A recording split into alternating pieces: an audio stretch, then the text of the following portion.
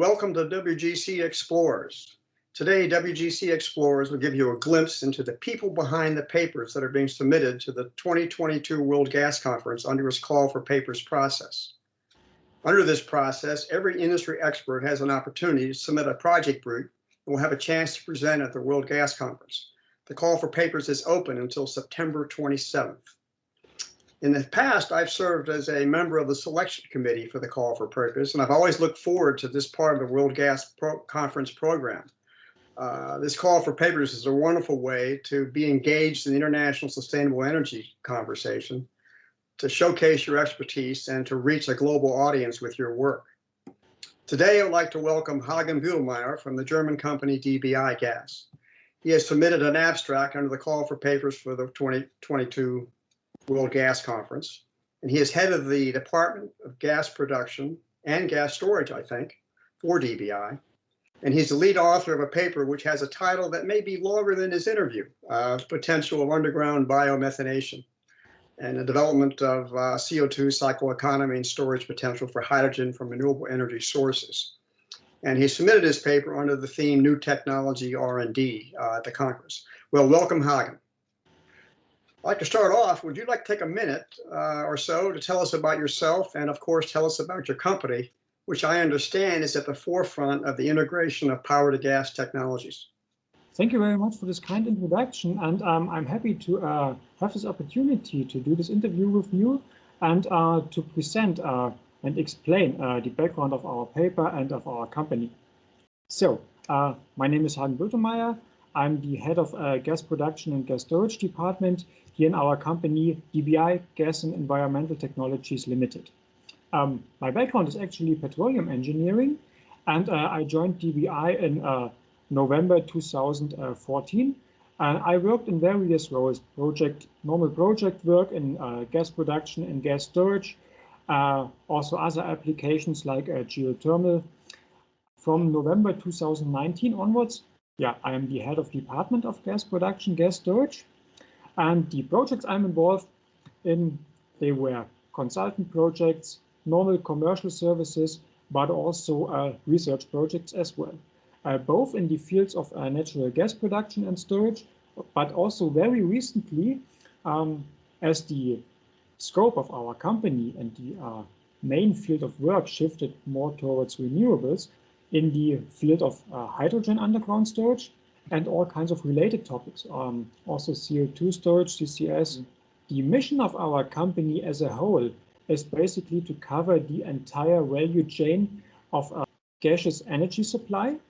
And quite recently, with a main focus on renewables, renewable energies, circular economy, and covering production, storage, transportation, and utilization.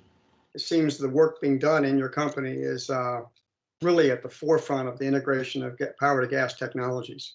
Now, I know most of our listeners are familiar with the concept of green hydrogen, but the project you describe in your paper seems to take this process one step further by also injecting it with carbon dioxide into a natural gas reservoirs and converting both the biomethane, which is I've not heard of before, which sounds absolutely amazing. So would you take a few minutes to walk us through this new technology described in your paper? Our company's aim was always to be on the forefront and putting lots of effort into the research and development, and then applying new results into actual technologies that can be brought to customers. And this brings me directly to the paper. We have hydrogen as a new energy carrier becoming more and more important by the integration of renewable energies, which simply has the challenge to balance production and demand. When you consider renewables from solar and wind, it's very fluctuating, and you need to balance this, and you also need to keep reserves when you have peak load demands, or simply times when you also have when you cannot cover the base load from the actual energy and electricity generation.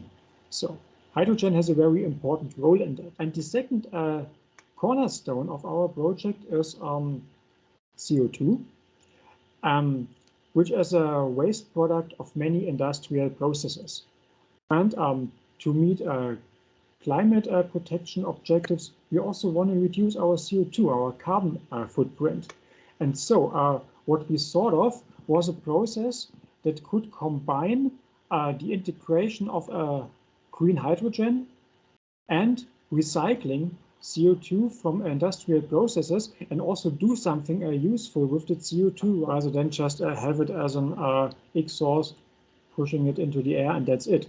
So we came across the concept of methanation, which is basically you have CO2 and hydrogen as educts, and then via a catalyst, you generate methane and water.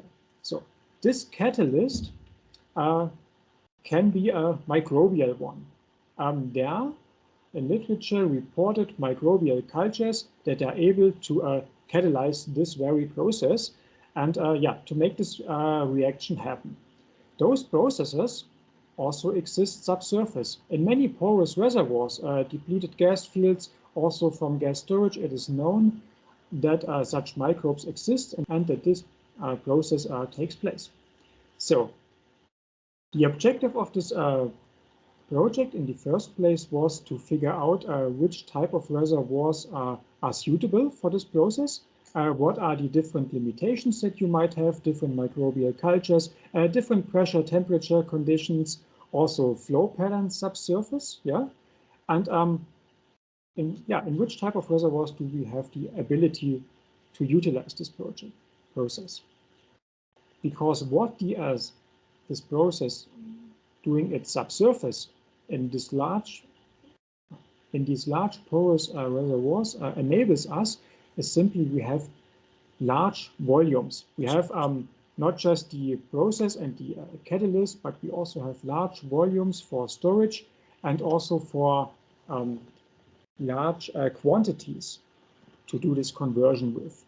So, and by that, we can integrate the green hydrogen, we can recycle CO2, and we have a known gas, biomethane, that we can store, produce, and then utilize, just as we would do with a normal natural gas. And that means we can use many parts of the existing gas infrastructure on the treatment side, on the transportation side, on the utilization side.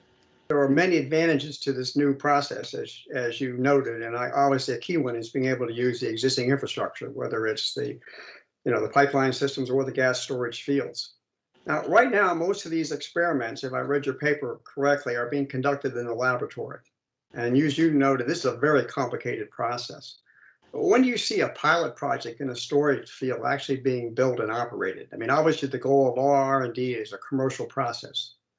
And how far in the future do you see the commercialization of this process you're working on? You're right. We are investigating the microbial processes going on by laboratory investigations, and also we are dealing with the effects in the reservoir via upscaling our laboratory results and by doing reservoir simulations with those experimental results, and thus develop workflows and business cases. We work on the times that we would need to have to make this conversion in significant quantities happen. So the project itself lasts until early 2023. To make a pilot project, I can tell you something, there is already one. Actually in Austria, and the company RAG, what we are doing with this BioUGS project is to investigate the large scale. We are doing it on a broad range, cover as many different types of reservoirs as possible. And what we are actually looking for is to make another field pilot happen, maybe also in different kinds of reservoirs, especially in those that are economically not feasible anymore for a normal natural gas storage. Maybe they're not flexible enough or whatever. However, for this biomethanation process, we need shut-in times subsurface anyways to give this process time to develop. Yeah, that's exciting to hear about the Austrian project. Let me shift gears for a second then. You know, you've heard my perspective as a reader of these papers and why it's so valuable and interesting to anyone interested in issues and sustainable development in the industry. But I'd like to hear your perspective as an author about the value of submitting a paper like this and participating in the World Gas Conference call for papers. First of all, I think it's a very great opportunity to use the World Gas Conference as a platform to be able to present there to reach a broad audience, people with many different backgrounds, because when we're talking about the renewable energy market, it's not like the classical value chain from production to treatment, Right. then transportation and utilization, but the storage is much more in the middle and in the center of balancing supply and demand. And this is very important, not just to the players on the market that we know already, but also for new ones, because we are not just talking about the storage of green energy itself, but also on, when we look at the bigger picture, on the conversion of entire industrial processes, like the steel industry and many others. So we also have many different players at the market, different networks that we need to establish, and to bring this technology, to bring this process to the attention to a broad audience. This is a very great opportunity, a very great platform. Yeah. Well, that's exciting. Hagen, thanks for taking the time to talk to us, and good luck in the selection process. This is certainly a timely and important project. And this added value on the hydrogen and CO2 is going to be a technology that I know I personally be watching very, very closely. And for everyone listening, again, the deadline for submitting an abstract is September 27th of this year. And again, Hagen, thank you very much. Good luck on this, and I look forward to the day that we can talk face to face. You're very welcome, and thanks to you for this opportunity with this interview here. Thank you.